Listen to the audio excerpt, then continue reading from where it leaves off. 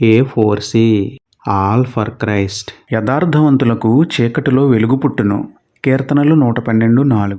ప్రేమమేడ కృపమేడ పరలోకమందున్న మా తండ్రి, మహిమగల మీ నామమునకు స్తోత్రములు దేవా. అయ్యా, మేము అబద్ధములు, మోసములు, పాపములు మానివేసి మీ దృష్టికి యథార్థముగా జీవించే బుద్ధిని ఇవ్వండి తండ్రి.